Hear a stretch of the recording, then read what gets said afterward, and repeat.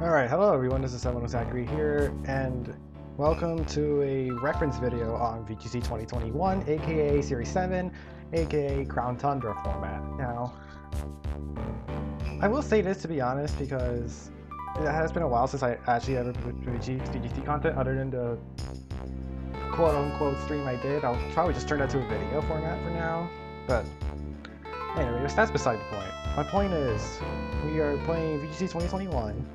I've already... How do I describe this? I wanted to center a team around Garchomp, and I think I got closest thing thanks to my pal Evan for helping me find this concept build, which I will share alongside this Pikalytics tab over here, showing me what my team could do against all these top Pokemon. I can't play this. Anyways, okay, so over here, I have a team builder tab open. I have the team that I recently built around Garchomp with. Because if you haven't seen it on my Twitter page, I did hatch a shiny Gibble, like, by accident. I wasn't trying to catch a Garchomp at all. I mean, get a shiny at all. But, you know, it is how it is. I got a shiny, and now I'm going to use it. Anyway, I have Garchomp over here with the Choice Scarf, Rough Skin for the ability. Its moveset is just Earthquake, Dragon Claw, Rock Slide, Poison Jab, which to me it sounds standard on a Scarf set because Earthquake, Dragon Claw, Rock Slide all go hand in hand, but Poison Jab could be honestly like whatever. It could be in the fourth slot. Like, it could be Brick Break, it could be Crunch, it could be Fire Fang, it can also be Iron Head. Leave like Stone Edge over Rock Slide, but I prefer the chance to flinch over single target rock type moves. Like, I could also see like people waiting for like Breaking Swipe with it, but like the Dragon Pulse running around and plenty of fairies, like, you're probably not gonna pull it off.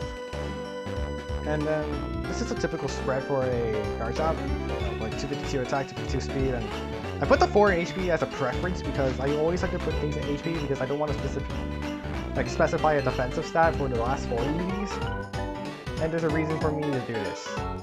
I just don't want to put one in the defense and then just have it not lit it anyway.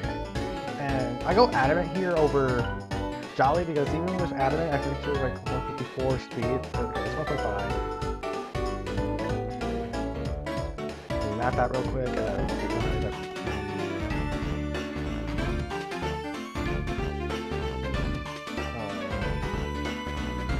Last I checked, it was like 220 something. I'm sorry if this is gonna like interfere with the recording because I'm pretty sure I don't have the tab set up properly. 231. So it will be a 231 speed, which could outbeat some Regielukis out there, but I'm pretty sure like most of them are just gonna like running like max speed modest anyway, unless they're like going hard into speed with like Timid or Choice Scarf just to boost Electro Ball damage. Because Regieleki is like one of the more appealing Pokemon in this format because of its high speed, and then Transitor boosting his electric type moves. I honestly think Regieleki might be better than Coco, to be honest. You know, it has all the tools to be what it could be, and Garchomp is like one of the most effective counters to it because not only can it not touch your Garchomp with those electric stats, but like its other moves aren't that great. Like it gets extreme speed, sure, priority, but unlike Landorus, Garchomp does get some speed jumps on a good amount of Pokemon. It has a Dragon stat, which actually uses dragons. And then, if Regieleki uses Ancient Power, it's actually not doing a lot of damage. Because with Ancient Power, it's neutral to Landorus, but it's resistant to Garchomp. Now, I'm pretty sure some teams can fit in Sandvale if they have like a Tyranitar or a Hippowdon, but like, Rough Skin is just like the better ability because like even in a Dynamax format, your Garchomp's still gonna hit by like physical stuff like Fake Out or something like that, like Graveyard or Galarian Zapdos. So all in all, this is pretty much what I think. I honestly know Poison Jab could be replaced, but to be quite frank, I didn't know what else to put. I wasn't sure on Crunch because I'm not sure how prevalent some Psychic type Pokemon would be, somewhere around there. So I'm pretty sure I could replace Poison Jab at some point, but I honestly don't know when. And then the Celesteela here. This is a specially built Celesteela, you know, just for when in case you had to Dynamax it, you know, like its Beast Boost ability is still good in this format because it raises its strongest stat, in which in this case is special attack, because you want Celesteela to at least like be both bulky and offensive at the same time. You know, the leftovers, and then you have like Leech Seed Protect as the obvious moves on Celesteela. Now, I opted for Air Slash, or in case I had to Dynamax it, you know, like go for max Air Streams, you know, get a +1 speed boost on Celesteela and his teammate, preferably like Garchomp or my Thundurus over here. But, and then it can also get a Beast Boost for special attack if it matches to knock out a Pokemon by that way. But otherwise, we just have Flash Cannon here because, one, it's another way to boost up your defense stat with your Dynamaxing, but two, Heavy Slam is horribly inconsistent this metagame, yo. Heavy Slam does not work on Dynamax, and then, even though its damage is good, I'm pretty sure most of the Pokemon in this form are going to be, like, pretty heavy. But, like, you're still going to get the most benefits out of Celesteela, because you can deal with the Fairy types with its Flash Cannon, and you can really Earthquake in front of the Celesteela, like, no problem.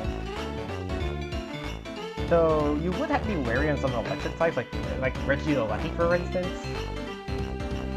But then, like, you have enough ways to beat it anyway, so I'm not sure how much of a counter Regieleki is to this team, but we'll see. I have, so with Cresselia here, I have Papa Berry, Levitate, with Trick Room and Helping Hand as his main support moves. Now, my friend was running Icy Wind on this because it's another good way of speed control, but like, you have enough speed control with Celesteela Max Airstream, you got Trick Room, and you have Thundurus over here with another like Max Airstream support. You're like, I thought Ice Beam would be better in case you had the 1v1 Landers and you would not find a way to beat it. Now, I am gonna be honest here, you could run Psychic or Psyshock, but I would prefer Expanding Force in case you're running like some Indeedis or Tapu Leles out there, but that's just a personal preference. I will change the Psychic to Expanding Force or Psyshock, whichever is preferable. And this Cresselia is really defensively based. It means like a ton of stuff. I'm pretty sure like Dragon Ball with Helping Hand Max Phantasm with a Light Orb would be the exception. But like, I'm not sure how many Pokemon are going to be getting Helping Hand boosted with Dragon Ball. Oh my god, I just worded it up badly. But this Cresselia really holds its own with its bulk, its Trick Room setting, and you can also Helping Hand boost your Garchomp's Earthquake, which is another benefit because seeing as Cresselia is Levitate, meaning you can't hit yourself with Earthquake and you can like Earthquake freely, and it's like Helping Hand boost the Garchomp. Incineroar is pretty much your main support with its bulk, Intimidate, Parting Shot, Snarl, and Fake Out. This thing is ridiculously annoying. I pretty much don't need an explanation on this because you can pretty much get most things good with Incineroar. You know, with Snarls, you can pretty much stop any special attackers, especially those like the Tapus or what is it? Kanto Zapdos. I don't remember like what exactly are good special threats right now, but I'm pretty sure there's like a lot. But then Parting Shot, Parting Shot, you have to be careful with this. If you use this in front of a Clear Body user like Dragapult or Metagross, it will not resolve. Like, you won't be able to switch out at all. So you have to be wary of that. And speaking of which, I have Thundurus here as not only a second Max Airstream user, but I also have my Intimidate counter to Landorus and Incineroars, because they're pretty popular. And with popularity comes countering. You know, the Life Orb boosts the damage output its damage is still good even without its Defiant boost. But I'm just gonna go ahead and change this to HP as preference. But like Wild Charge, it's a pretty good attack. I'm pretty sure this would OHKO most Tapu Fini. Unfortunately, our only stab flying move is Fly, because this thing can't like Brave Bird and stuff like that, but it's fine. Okay, and then we also have Superpower here for Steel types. Like, I've seen the superpower one-shot a Cortana, or at least bring it down to a sash, so I think it already has a good enough move pool anyway, and I have Protect to run it out. It's meant to be the Defiant Sweeper, but it can also set up max air sneak in front of Garchomp, and then like more Earthquake energy. And this is just another way to provide offensive pressure. And finally, the last Pokemon I have here is my other Tapu Fini, and you're probably wondering, Zach, why do you have a Tapu Fini with a Dragon Claw Garchomp? To be honest, it's still fine, because typically most of the time you're not going to lock yourself in a Dragon Claw unless you're in a situation where you could actually beat a Dragon Pole or something like a dragon, or you need like a good Dragon stat that can't miss, like in case you don't want to like rely on Rock Slide getting this. Let's be real here. 90 accuracy is not guaranteed. But this is a physically defensive-oriented Tapu Fini with Calm Mind, because setup is getting really popular here.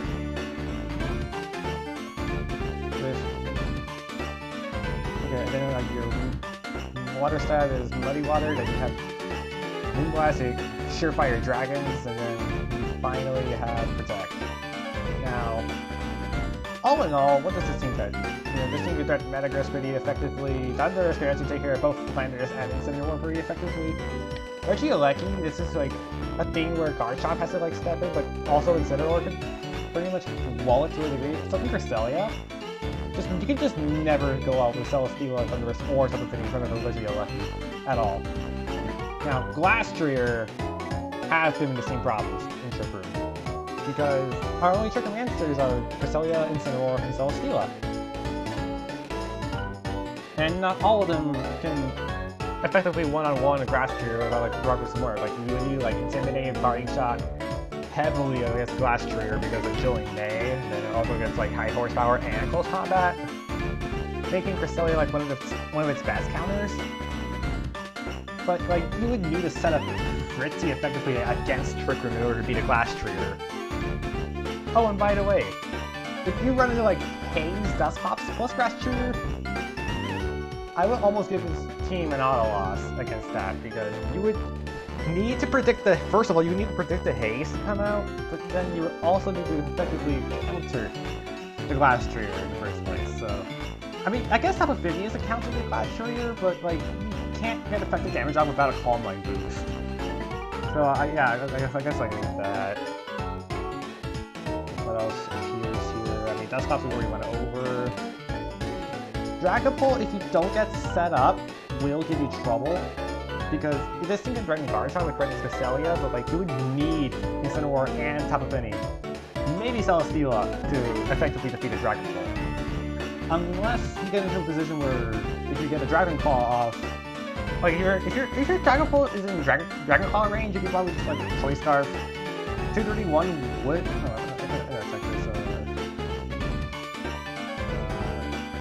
I need to check the fact before I make the statement.